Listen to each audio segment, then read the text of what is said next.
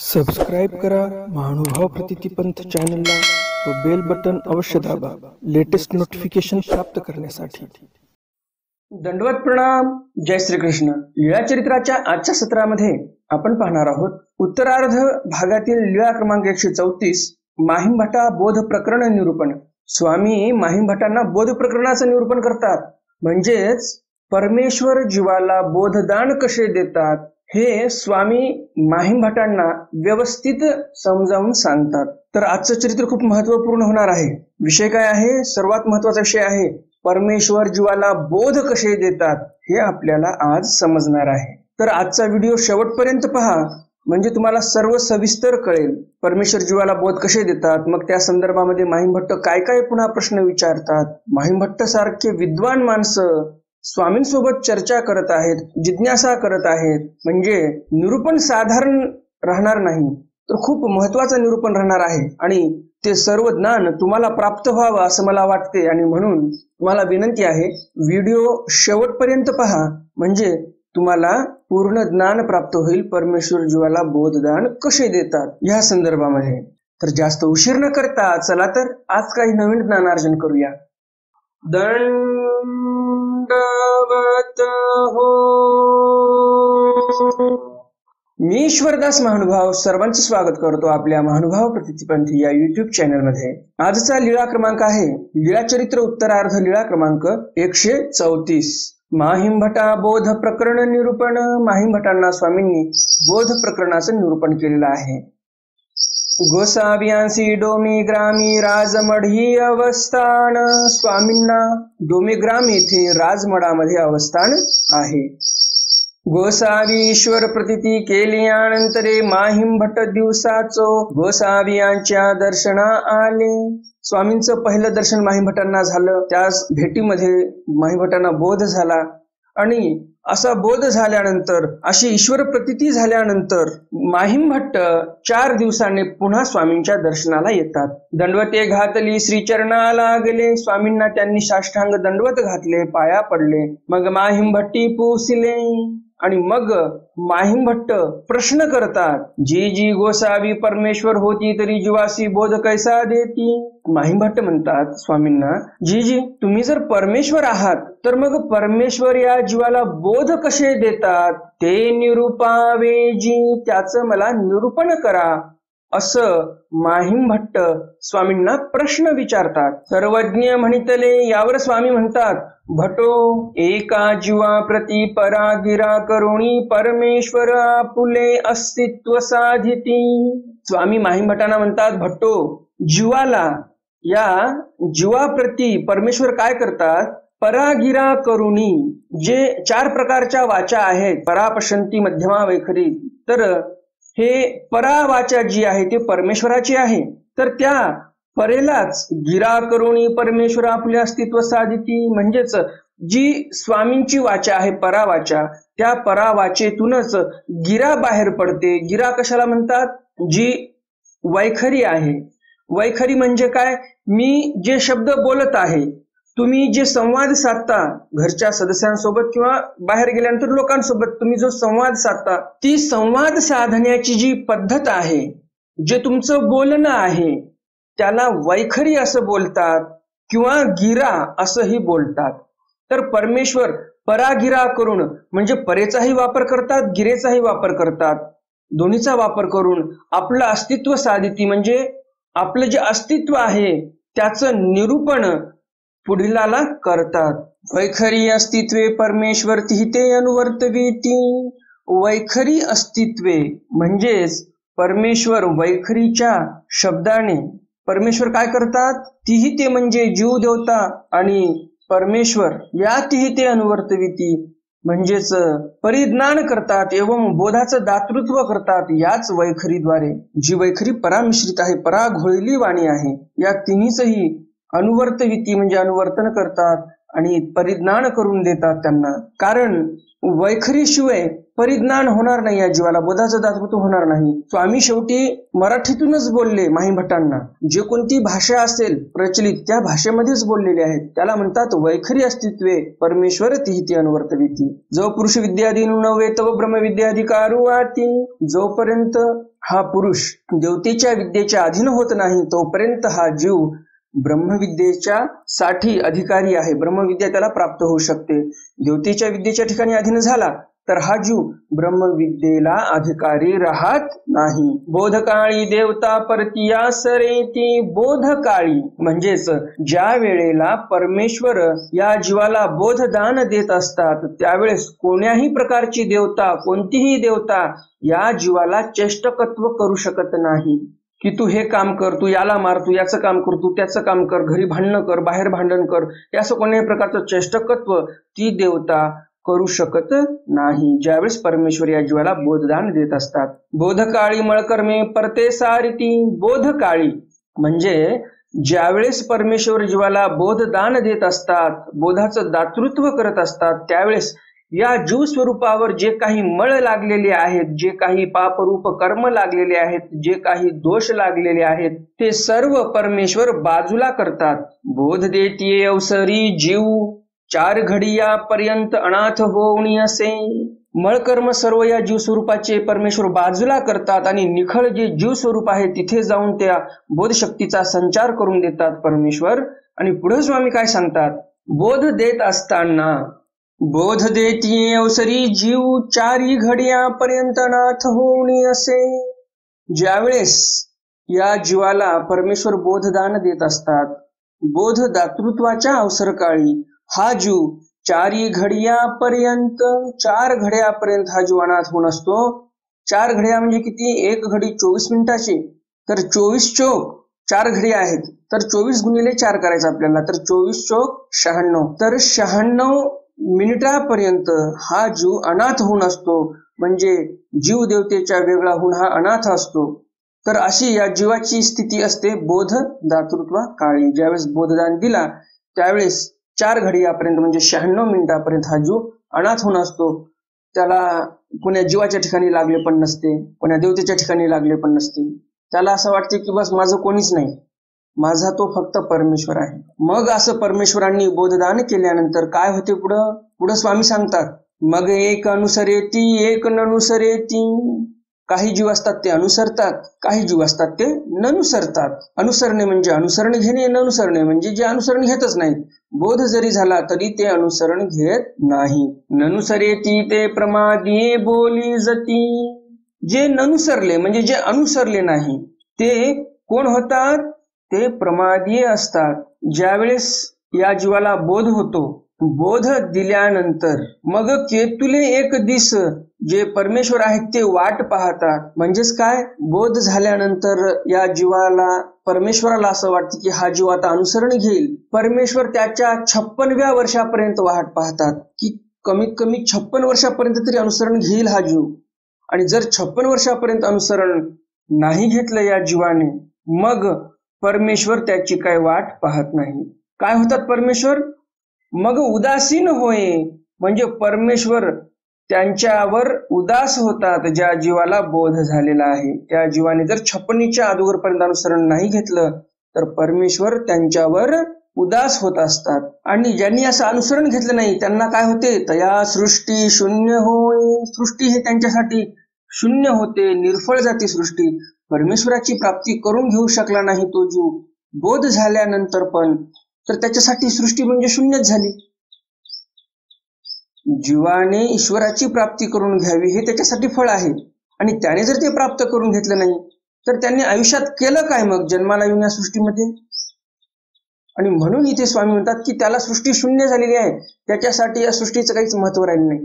या सृष्टीमध्ये येऊन तो जर ईश्वर कमावू शकला नाही तर तो फक्त शून्य कमावू शकलेला आहे. ही सृष्टी म्हणजे त्याच्यासाठी शून्य झालेली आहे. म्हणून इथे सृष्टी शून्य असा शब्द वापरलेला आहे. काहीच केलं नाही त्यांनी या सृष्टीमध्ये येऊन, काहीच कमाई केली नाही. घोडा, गाडी, बंगला, शेती हे जर कमावून गेला तर ते काहीच व्हॅल्यू नाही त्याची. परमेश्वर म्हणतात तो या भूमीला भार झालेला आहे. परमेश्वर म्हणतात त्याच्यासाठी सृष्टी शून्य झालेली आहे, तो प्रमादीय झालेला आहे. कारण की तो परमेश्वराला अनुसरू शकला नाही, बोध होऊ नये. मग के तुले एक दिसपर्यंत दैव वाट पाहे, तरी पण परमेश्वर वाटच पाहतात त्याची, कितीपर्यंत? 56 पर्यंत. मग उदासीन होय, तो जर प्रमादी झाला तर त्याला सृष्टी शून्य होते. परमेश्वर कुठपर्यंत वाट पाहतात? 56 पर्यंतच वाट पाहतात. 56च्या नंतर परमेश्वर उदास होऊन जातात की आता हा काय अनुसरत नाही. मग उदासीन होय, मग माई भट्टी पूछले जी जी देव कवण कवणे मग माई भट्टी पूछले जी जी देव कवणे कवणे वेश अवतरती ते निरूपावे जी. मग माई भट्ट विचारतात स्वामींना की देव कोण्या कोण्या वेशामध्ये अवतार घेतात, त्या संदर्भामध्ये मला निरूपण करा. सर्वज्ञ म्हणितले स्वामी म्हणतात, भटो परमेश्वर त्रिविधा परिमाया पुराते स्वीकरिती. स्वामी म्हणतात, भटो परमेश्वर अवतार हे अवतार धारण करतात ते 3 प्रकाराने. ते कोणते कोणते प्रकार आहेत? गर्भे स्वीकरिती का, पतिता ते उठविती का, जीवा ते दवडिती. परमेश्वर अवतार स्वीकार करत असताना एकतर गर्भी स्वीकार करतात, जसे श्रीकृष्ण महाराज आहेत गर्भीचा अवतार, तसा अवतार स्वीकार करतात. किंवा पतिता ते उठविती म्हणजे हरिपाळ देवांचं जसं पतित उठवलं द्वारावतीकार श्री चांगदेव राऊळांनी, त्याप्रमाणे पतित उठवतात. का, जीवा ते दवडती म्हणजेच दवडणे करतात. 3रा प्रकार दवडण्याचा सांगितलेला आहे. दवडणे म्हणजे काय? ज्याप्रमाणे श्री प्रभू महाराजांचा अवतार हा दवडण्याचा आहे. अनंत नायक आणि नेमाईसा यांच्या पोटी जे मूल जन्माला येणार होतं ते मूल वेडपिस जन्माला येणार होतं, त्याचा लेप तसा होता. परमेश्वराला इच्छा झाली तिथे अवतार स्वीकार करण्याची. जे नेमाईसाच्या गर्भामध्ये जे मूल होतं त्या जीवाचं दवडणं केलं परमेश्वराने, त्या जीवाला बाहेर काढलं, त्याला सुख फळाला पाठवलं आणि स्वतः परमेश्वराने तिथे अवतार धारण केलेला आहे. त्याला म्हणतात दवडणे. म्हणजेच ऑलरेडी गर्भामध्ये एक जीव होता, त्या जीवाचं दवडणं केलं म्हणजे त्याला तिथून काढून टाकलं आणि मग परमेश्वराने अवतार धारण केला, त्याला म्हणतात दवडणे. दवडण्याचा अवतार म्हणजे कोणता? श्री प्रभू महाराजांचा. तर असे 3 प्रकारे अवतार घेतात परमेश्वर, असं इथे स्वामी माहीम भट्टांना निरूपण करतात. आजच्या भेटीची विशेषता ही अशी आहे, माहीम भट्टांनी जे दुसऱ्या भेटीमध्ये प्रश्न केले, जे काही स्वामींनी निरूपण केलं, असं निरूपण कोण्याही भक्ताला देवाने केलेलं नाही. दुसऱ्याच भेटीमध्ये एवढं गुह्य निरूपण कोणालाही केलेलं नाही देवाने, आणि ते निरूपण तुम्हाला ऐकायला मिळत आहे. तुम्हीही महत्भाग्याचे आहात आणि त्यामुळे पुढेही असंच छान निरूपण येणार आहे चरित्रामध्ये. मध्येच व्हिडिओ सोडून जाऊ नका. तुम्हाला जर खरंच ज्ञान प्राप्त व्हावं असं वाटत असेल तर. सर्वज्ञ म्हणितले देव कच्छ होती मच्छ होती, देवामध्ये अवतरती नरामध्ये अवतरती, त्र्यंचामध्ये अवतरती. नरामध्ये अवतरला साता देव, वेडा होय पिसा होय मुका होय परी चालता बोलता, देव तो दुर्लभ किंगा. मग स्वामी म्हणतात परमेश्वराची लीळा अशी अगाध आहे. परमेश्वराला जिथे अवतार घ्यावा वाटला तिथे अवतार घेतात. परमेश्वराला एखाद्या वेळेस वाटलं की आता कच्छ व्हावं म्हणजेच कासव व्हावा तर परमेश्वर कासव होतात, मच्छ व्हावं असं वाटलं तर मच्छ होतात म्हणजेच मासोळी होतात. जर त्यांना असं वाटलं की देवामध्ये अवतार घ्यावा तर देवामध्ये पण अवतार घेतात. म्हणजेच जे काही देवता मूर्ती आहेत त्याच्यामध्ये पण अवतार घेतात देव. नरामध्ये अवतरती, नरामध्ये पण देव अवतरतात. देवामध्ये अवतरतात त्यामध्ये पण कुठून कुठपर्यंत अवतरतात तर जे देवामध्ये परमेश्वर अवतार धारण करतात ते यक्षिणीच्या ठिकाणाहून शेषशय्यावेरी तिथे परमेश्वर अवतरतात. नरामध्ये अवतरती, मनुष्यामध्ये अवतरतात परमेश्वर. त्र्यंचामध्ये म्हणजे पशुत्र्यंचामध्ये पण परमेश्वर अवतार घेतात. नरामध्ये अवतरलेला देव कसा होतो? नरामध्ये अवतरलेला देव मग वेडा होतो, पिसा होतो, मुका पण होतो, म्हणजे स्वंगे आचरता बोलता म्हणजेच परावर शास्त्राचे निरूपण करिता देव जो आहे तो दुर्लभ किंगा म्हणजे तो अवतार क्वचितच असतो असं परमेश्वर इथे सांगतात. चालता बोलता देव तो दुर्लभ किंगा असा परमेश्वर, म्हणजेच जसे सर्वज्ञ श्री चक्रधर स्वामी आहेत असे परमेश्वर अवतार हे दुर्लभ आहेत असं स्वामी इथे माहीम भट्टांना सांगतात. अजून काय काय धारण करतात परमेश्वर? मनुष्य वेशामध्ये अवतार धारण केल्यानंतर अजून काय काय परमेश्वर धारण करतात ते समोर सांगतात स्वामी माहीम भट्टांना. परमेश्वर सकळ ही देहधर्म जीवधर्म स्वीकरिती. परमेश्वर मनुष्य जन्मामध्ये आल्यानंतर त्या मनुष्य जन्माचे सकळ देहधर्म जीवधर्म स्वीकारतात. ज्याप्रमाणे स्वामींना तहान लागायची, ज्याप्रमाणे स्वामींना गरमी व्हायची, ज्याप्रमाणे स्वामी झोपायचे, ज्याप्रमाणे स्वामी अन्न ग्रहण करायचे भूक लागली म्हणून, हे सर्व देहधर्म आहेत, याचा स्वीकार करतात. जीवधर्म जे आहेत तेही परमेश्वर स्वीकार करतात. जसं श्री प्रभू महाराज अवतार धारण केल्यानंतर वेडीपिशी मूर्तीचा स्वीकार करतात, वेडीपिशे होतात. कशामुळे? जे नेमाईसाच्या पोटी मुलगा जन्माला येणार होता, तो वेडापिसा जन्माला येणार होता, तर त्याचे सर्व देहधर्म श्री प्रभू महाराजांनी स्वीकार केले. जीव तर तिथून काढून टाकला, शरीर तसंच होतं. ते शरीर म्हणजे वेडपिस होतं आणि म्हणून परमेश्वराने पण वेडीपिशीच मूर्ती स्वीकार केली आणि त्याचप्रमाणे आयुष्यभर वागलेले आहेत श्री प्रभू महाराज. आणि म्हणून देव इथे सांगतात की देहधर्म जीवधर्म स्वीकार करतात. त्याचं उदाहरण आपल्याला श्री प्रभू महाराज हे लक्षात येतात. सर्व देहधर्म त्या देहाचे स्वीकार केले होते श्री प्रभू महाराजांनी.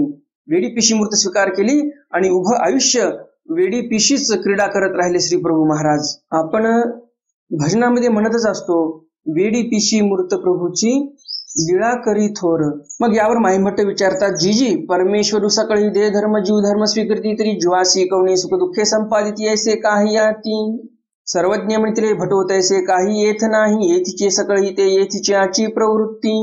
माईभट्ट प्रश्न विचारतात स्वामींना की ज्याप्रमाणे जीवाला सुख दुःख संपादतात देवता, मग जर परमेश्वर या जीवासारखे देहधर्म जीवधर्म स्वीकारत आहेत, तर मग परमेश्वरालाही कोणी दुःखाचं संपादकत्व करत असेल, असं काही आहे का? सर्वज्ञ म्हणतील भटवत ऐसे काही येथ नाही. स्वामी म्हणतात इथे तसं काही नाही, परमेश्वराला कोणीही सुख दुःख देऊ शकत नाही. येथीचे सकळी ते येथीचे आची प्रवृत्ती. परमेश्वराच्या ठिकाणी ते सर्व त्यांच्याच प्रवृत्तीनुसार चालते. परमेश्वराला जी इच्छा असेल त्याप्रमाणे होते. परमेश्वराला कोणी सुख दुःख देऊ शकत नाही असं स्वामी सांगतात. आणि जीवाचे ते कर्मवशे, जे जीवाचं आहे, जी जीवाची व्यवस्था आहे ती सर्व कर्मवशाची आहे. या जीवाने जसे कर्म केले तसे फळ त्याला मिळत राहणार, तसं सुख दुःख त्याला त्याच्या जीवनामध्ये मिळत राहणार. तसं परमेश्वराच्या ठिकाणी नाही. परमेश्वराच्या ठिकाणी कोणती देवता दुःख संपादन करेल असं कधीही होऊ शकत नाही. परमेश्वर जे लीळा करतात ते त्यांच्या मनाने करतात, ते त्यांच्या प्रवृत्तीने त्यांच्या इच्छेने करत असतात. तिथे कोणाचंही नियामकत्व नाही. नियामकत्व म्हणजे काय? तर त्यांच्यावर कोणाचंही अधिष्ठान नाही, त्यांच्यावर कोणाची सत्ता नाही, कोणी त्यांच्यावर नियमन करू शकत नाही, असा त्याचा अर्थ होतो. हो काजी यावरी माहिमभट्टी पुसिले. माहिमभट्ट म्हणतात ठीक आहे. आणि पुन्हा यावर माहिमभट्ट प्रश्न करतात, जीजी परमेश्वरू युगामध्ये क्रीडती ते कायसेनी ओळखावे जी? माहिमभट्ट म्हणतात की परमेश्वर युगामध्ये क्रीडा करत आहेत, कोणतं काय युग असे ना, तिथे परमेश्वर क्रीडा करत आहेत, ते कसं काय ओळखावं बरं? सर्वज्ञ म्हणितले. यावर स्वामी म्हणतात युगानुरूप परमेश्वर क्रीडती. युगानुरूप परमेश्वर क्रीडा करत असतात. परी किंचित विलक्षण, परंतु किंचित थोडस विलक्षण असते, तेने ओळखावे. त्या किंचित विलक्षणपणा जो आहे त्या विलक्षणपणामुळे आपण त्या परमेश्वराला ओळखू शकतो. जैसे श्री दत्तात्रय प्रभूचे नाना वेश अमोघ दर्शन नित्याटन. ज्याप्रमाणे विलक्षणता दत्तात्रय महाराजांच्या ठिकाणी आहे, श्री दत्तात्रय महाराज नाना वेश धारण करतात, नित्याटन करत असतात, हे त्यांच्या ठिकाणी विलक्षणता आहे. अमोघ दर्शन देतात. सहसा दर्शन कुणाला देतच नाहीत, दर्शन दिलं तर ते वायफळ जातच नाही. ही जी विलक्षणता आहे दत्तात्रय महाराजांची, यावरून तुम्ही ओळखू शकता की दत्तात्रय महाराज हे ईश्वर अवतार आहेत. आता पुन्हा दुसरी विलक्षणता सांगतात स्वामी माहिमभट्टांना. श्रीकृष्ण अवतारी प्रथम चतुर्भुज श्रीकृष्ण चक्रवर्तीचे दर्शन, माते विश्वरूप दर्शन, वासुर्वे गोपाळ झाले 16 सहस्रा, अंतपुराणी गोपिका प्रतिदिनी संबंध. स्वामी इथे श्रीकृष्ण महाराजांविषयी सांगतात. श्रीकृष्ण महाराज अवतार धारण केल्यानंतर माता पित्यांना कसं दर्शन देतात, तर चतुर्भुज मूर्ती दाखवतात आणि आश्चर्यचकित करतात माता पित्यांना. चतुर्भुज श्रीमूर्ती दाखवून 4 हात दाखवतात जन्मला जन्मला श्रीकृष्ण महाराज. मातेला काय केलेलं आहे? विश्वरूप दर्शन करून दाखवलेलं आहे, विश्वरूपाचं दर्शन दाखवलेलं आहे श्रीकृष्ण महाराजांनी. हे एक विलक्षणता आहे. श्रीकृष्ण महाराज वासरुवांचं गोपाळांचं रूप धारण करतात. हे आपण पाहिलेलं आहे वच्छाहरण या ग्रंथामध्ये. तुम्हाला जर वच्छाहरण ग्रंथ ऐकायचा असेल तर डिस्क्रिप्शन बॉक्स मध्ये मी वच्छाहरण ग्रंथाची लिंक दिलेली आहे, तिथे तुम्ही पाहू शकता वच्छाहरणामध्ये कसे श्रीकृष्ण महाराज वेगळे वेगळे रूप धारण करतात. ते सर्व सविस्तरपणे मी सांगितलेलं आहे. तर ही लीळा तुम्हाला तिथे समजून जाईल व्यवस्थित. तरी पण थोडक्यात सांगतो. श्रीकृष्ण महाराजांचं ज्यावेळेस अवतार कार्य चालू होतं गोकुळामध्ये, त्यावेळेस ब्रह्मदेवाने काय केलं, श्रीकृष्ण महाराज रानामध्ये वासरं घेऊन गेले होते चारण्यासाठी गोपाळही सोबत होते, परंतु ब्रह्मदेवाने परीक्षा पाहण्याचं ठरवलं श्रीकृष्ण महाराजांची आणि सर्व गोपाळ आणि वासर चोरून नेले. आता परमेश्वर म्हणजे कोणालाही दुःखामध्ये पाहू शकत नाही आणि एवढे मोठ्या गायीचे वासर गायब झाले एका दिवसामध्ये, एवढे गोपाळ गायब झाले. जर मी एकटाच गावामध्ये गेलो तर बिचाऱ्या त्या गायी हंबरडा फोडून दुःखिस्त होतील की माझं वासरू का आलं नाही. जे काही माता पिता आहेत गोकुळामधले ते पण दुःखिस्त होतील की आमचे गोपाळ का आले नाहीत, आमचे लेकरं का आले नाही.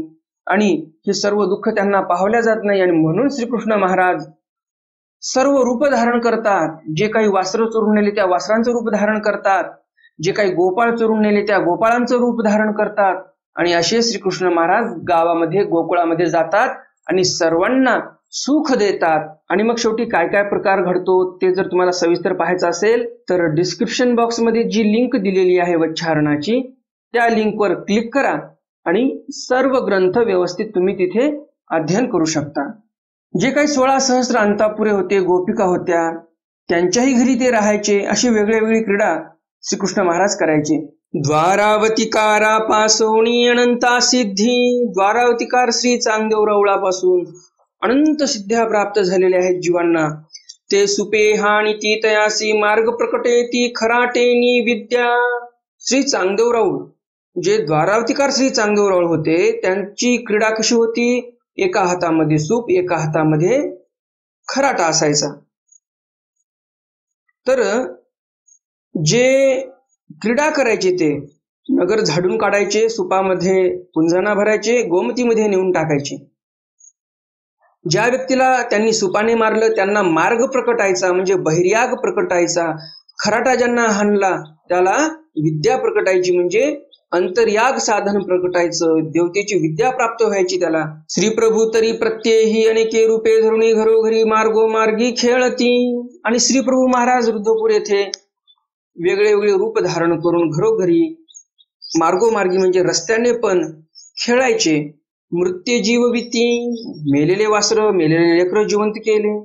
मेलेले वासर गायीचे आणि मेलेले लहान लेकर हे पण श्री प्रभू महाराजांनी जिवंत केलेले आहेत. अशी त्यांची विलक्षण क्रीडा होती.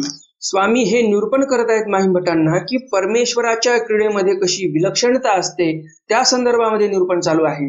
येथोनी तरी अनुसरण मात्रेची सकळी जीवा ते उद्धरी. जे स्वामी म्हणतात आम्ही ज्याने अनुसरण घेतलं त्या जीवाचं सर्व उद्धार करतो असं स्वामी सांगतात. अनुसरण नुसतं घेतलं तरी, अनुसरण मात्रेची फक्त अनुसरण घ्यायचं, आम्ही त्या जीवाचा उद्धार करतो असं स्वामी इथे सांगतात. यापर ईश्वर अवतार ओळखावे. अशा प्रकारे ईश्वराचं कार्य जे आहे ते पाहावं आणि ईश्वर अवतार जे आहेत ते ओळखावे. अनुसरण मात्रेची म्हणजे काय? अनुसरण घेऊन म्हणजेच वस्त्र पालटून त्याप्रमाणे आचरण करणे. जे देवांनी सांगितलेले आहेत वचन त्याप्रमाणे आचरण करणे त्याला पूर्ण अनुसरण म्हटलेले आहे ते स्वामींनी. नुसते कपडे बदलले म्हणजे आम्ही तुम्हाला मोक्ष देतो, उद्धार करतो असं नाही बरं का. हो काजी. माहीभट्ट म्हणतात ठीक आहे. यावरी माहीभट्टी पुसले जी जी अवताराचे गुरुत्व स्वीकरिती ऐसे काही आती. मग पुन्हा माहीभट्ट विचारतात स्वामींना की जी अवताराचे गुरुत्व स्वीकार करतात असं काही आहे का? सर्वज्ञ म्हटले आती. स्वामी म्हणतात आहे, तसं पण आहे. भटो परमेश्वर स्वयं ज्ञान शक्ती स्वीकरिती का मायापुरा ते आदि करुणी स्वीकरिती. स्वामी म्हणतात माहीभट्टांना की परमेश्वर स्वयं पण ज्ञान शक्ती स्वीकार करतात किंवा एखाद्या वेळेस जर परमेश्वर अवतार उपलब्ध नसतील त्यांच्याकडून शक्ती स्वीकारण्यासाठी तर अशा प्रसंगामध्येच स्वयं ज्ञान शक्ती स्वीकारतात. जसे श्रीकृष्ण महाराजांनी स्वयं ज्ञान शक्ती स्वीकार केलेली आहे ते श्रीकृष्ण महाराजांचं उदाहरण आहे आपल्या समोर. का मायापुरा ते आदि करुणी स्वीकरिती. मायापुरा ते आदि करुणी म्हणजेच काय? तर ज्या ईश्वर अवताराने मायापूर स्वीकार केलेला आहे, प्रत्येक ईश्वर अवतार हे मायापूरच स्वीकार करतात. मायापूर म्हणजे काय? तर इथे ईश्वर अवतार स्वामींना सांगायचं आहे. मायापूर इतर कुठेही तुम्हाला मिळत नाही. जे ईश्वर अवतार आहेत त्यांच्याच ठिकाणी मायापूर असते. इथे मायापूर सांगितलेलं आहे स्वामींनी म्हणजेच जे ईश्वर अवतार आहेत त्यांच्याकडून परमेश्वर अवतार दुसरे जे आहेत तेही शक्ती स्वीकार करतात असं स्वामींना इथे सांगायचं आहे. नाहीतर मायापूर म्हणजे नुसतं मायापूर असेल आणि त्याच्याकडून शक्ती स्वीकार करतात असं नाही. जे ईश्वर अवतार आहेत त्यांच्याकडून शक्ती स्वीकार करतात असं स्वामींना इथे सांगायचं आहे. कारण अर्थ काय निघतो त्याच्यामधून? नुसतं मायापूर म्हटलं तर फक्त मायापूर असं तुम्हाला वाटेल, तर तसा अर्थ नाही. ईश्वर अवतार इथे स्वामींना म्हणायचा आहे. मग जीवा ते वेधुनी बोधती का बोधोनी वेधती, मग परमेश्वर जीवाला वेध देतात, वेधून मग बोध देतात. जसं नागदेवाचार्यांना पहिलं वेध लावला नंतर बोध दिला, किंवा मग बोधुनी वेधिती, जसं माहीमभट्टांना पहिलं बोध दिला नंतर वेधल्या गेले माहीमभट्ट परमेश्वराच्या ठिकाणी.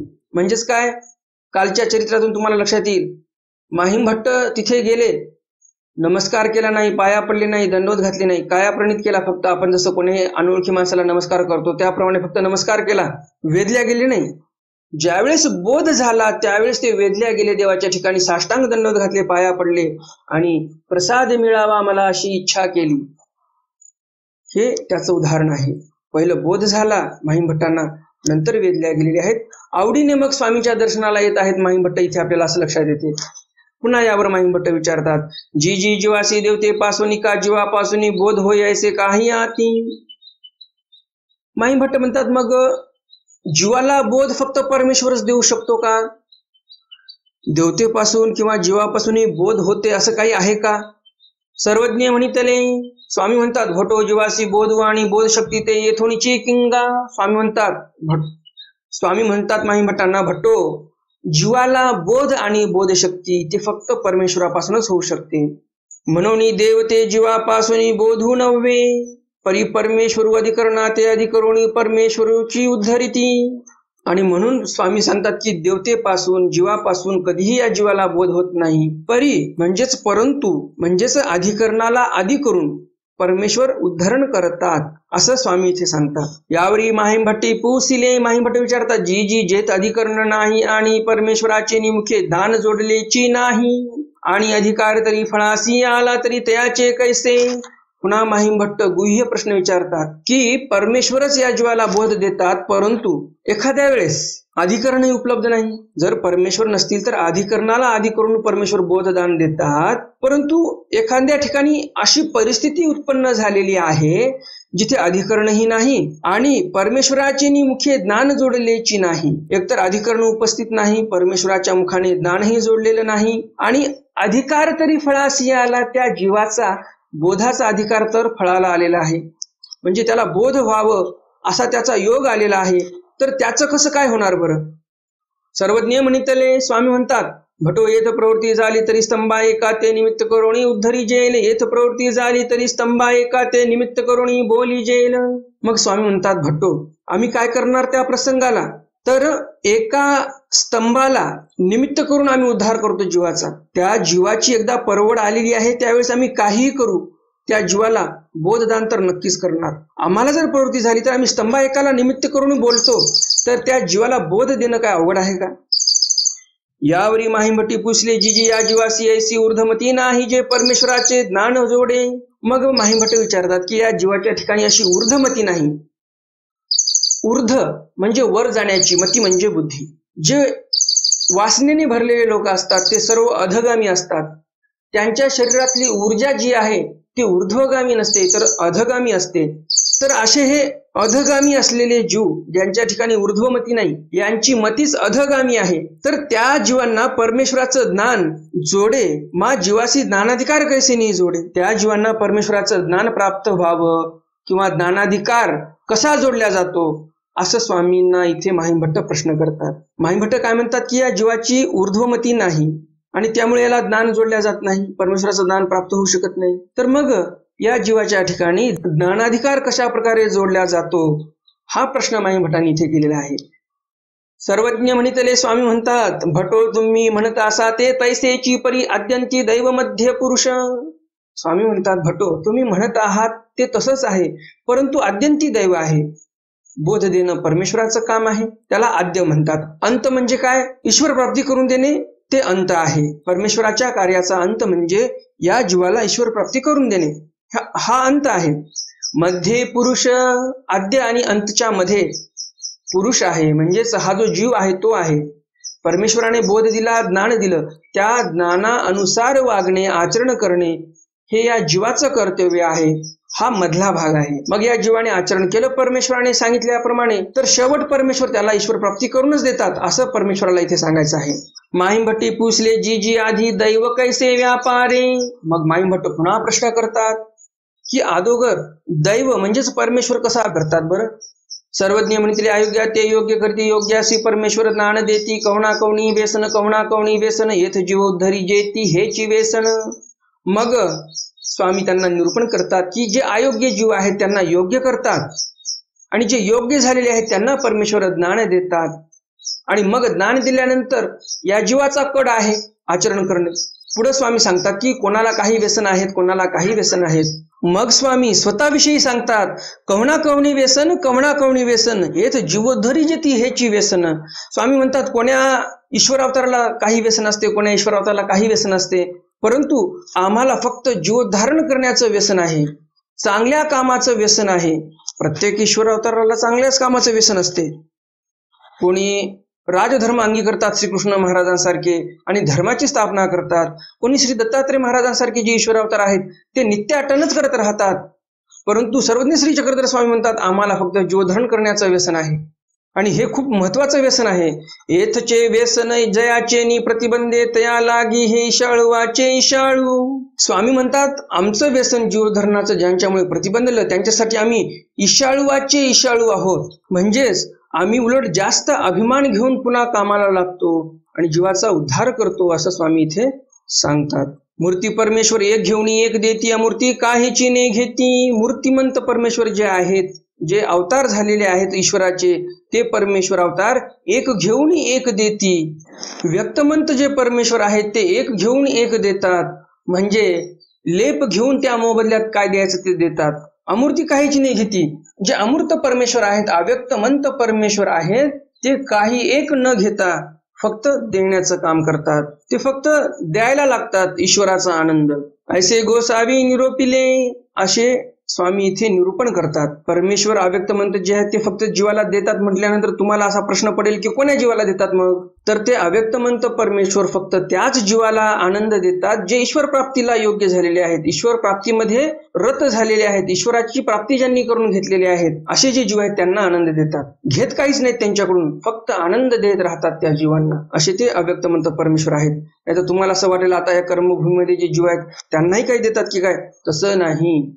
जे व्यक्तमंत परमेश्वर इथे येऊन व्यापार करतात, या अविद्या युक्त जीवाला ज्ञान देतात, मग त्याला अनुसरण घ्यायला लावतात, मग त्याला आचरण करायला लावतात आणि मग सर्व करून स्वच्छ झालेला जीव अविद्या छेद केल्यानंतर ईश्वर प्राप्तीला गेला, मग तिथे फक्त अव्यक्तमंत परमेश्वर याला आनंद देत राहतात. असं आहे सर्व. ऐसे गोसावी निरूपिले असं स्वामींनी निरूपण केलं. मग माहिम भट्ट श्रीचरणा लागले. मग माहिम भट्ट स्वामींच्या पाया पडले आणि सर्व शंकेचं निरसन झालं. तर आजचं हे ज्ञान सत्र तुम्हाला नक्कीच आवडलं असेल आणि अजून जर तुम्ही या ज्ञान सत्राला लाईक केलं नसेल तर लगेच या चरित्राला लाईक करा आणि जास्तीत जास्त आपल्या वासनिक मंडळीपर्यंत हा व्हिडिओ शेअर करा, म्हणजे त्यांनाही या ज्ञानाचा लाभ होईल. आजच्या सत्रातील प्रश्न आहे, 4 घडियापर्यंत हा जीव अनाथ होऊन असतो. 4 घडिया म्हणजे किती मिनिटं? हा आजचा प्रश्न आहे. सोपा प्रश्न आहे. तर तुम्ही सर्व लगेच कमेंट बॉक्समध्ये उत्तर कमेंट करणारच अशी अपेक्षा आहे.